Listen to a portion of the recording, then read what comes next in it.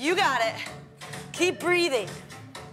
Eyes up, chest up. My name's Randy Hetrick, and I'm the CEO and the founder of TRX. The TRX suspension trainer is an inelastic nylon harness, for lack of a more elegant way to describe it. It allows you to use your own body weight working against gravity and integrating instability across hundreds of common exercise movements, and it literally is a gym in a bag. It's a great way to train because, like many other functional training approaches, you are treating the body as an integrated system rather than as this broken down set of parts. Guarantee every move that anyone's ever done in a gym, these straps will let you perform anywhere. Before starting TRX, I spent 14 years as a Navy SEAL. It was an amazing, amazing place to start one's adult life. I deployed all over the world. Being a SEAL was about the greatest thing that I've ever done in my life. SEALs deploy into environments all around the world where they go in basically needing to maintain their level of training like a pro athlete, but there are no gyms. I came up with a system that truly was an invention of necessity. My invention was actually a fortunate accident. I had deployed on an operation with my jiu-jitsu blue belt accidentally stuffed into my deployment kit and thought, I don't know what the hell I have this thing here for, but maybe there's something I can do here. And that was the beginning of the TRX.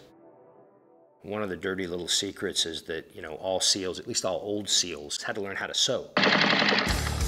You modify your gear so that it would suit the needs of SEALs. And started messing around with my design and just continued to improve it. Guys would see me using it and they'd say, hey, can I go get a workout on it?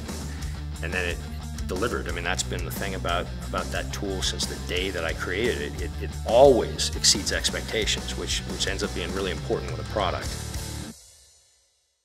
I decided that I would apply to business school at Stanford, and if I got in, then that would be sort of a natural pivot point to the next chapter. And to my everlasting astonishment, I was accepted. I wasn't that compelled by some of the consulting that was out there, and I decided that I would really kind of investigate the feasibility of this as a business, because during the first year, I would go over and train. They let me go in and train at the Athlete Training Center, and slowly but surely, every single one of the strength and conditioning coaches that would be there, you know, would sort of saunter over and see me working out on these straps and come up, and they would always ask the same thing. You're in this world-class training room, what are you doing with these things? And within 5 minutes, they'd be saying, hey, can I get on that? During the summer, between my first and second year, I bought a sewing machine, sat down and started prototyping to change this Cro-Magnon tool that I had brought with me from the teams into something that regular consumers might buy. I think a lot of people go to business school and they don't know what they want to do, and I was certainly one of those at the beginning, but once I had decided that this was the course on which I was about to embark, I decided, hey, I may as well make the second year really relevant. Everything I did was designed to answer questions around a business plan or around the product that I was intending to launch. Every single one of those classes ended up teaching me things about how I was going to pursue this business. People didn't get it initially. They thought it was cool that I was this old frogman, and you know, there was no doubt that the thing would crush you if that's what you were looking for. There was some question as to how many regular folks out there were in for that.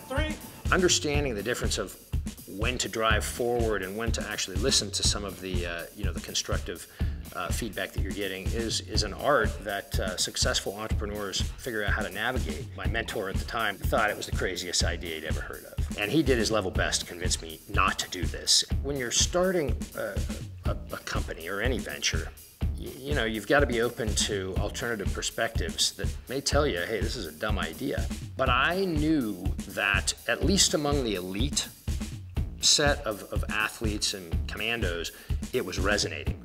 So, you know, the question was then, all right, how do we cross over? On a lark, I decided to go to a trainer trade show and took, you know, pretty much all the money that I had left. And the first day there, sold out everything we had. And that was one of those, you know, sort of moments when you say, I thought we were this, but the market's telling me we're actually this. One of the great ironies is it's become this very popular tool among seniors. for senior wellness and fall prevention. And I never saw that one coming. Entrepreneurship is not for the meek, and particularly bootstrap entrepreneurship, which by definition is, being undercapitalized, which most startups are. You gotta really ruck up and get ready to go into a protracted, extended battle from which there is no retreat. I really believe in the old adage, fall down 10 times, get up 11, because the path to greatness is paved with the bones of those who didn't. You need to make sure that you're one of those cats that always gets up and keeps going. And if you do, then I think, it's a great lifestyle, and it affords all kinds of cool opportunities that not many people get to enjoy.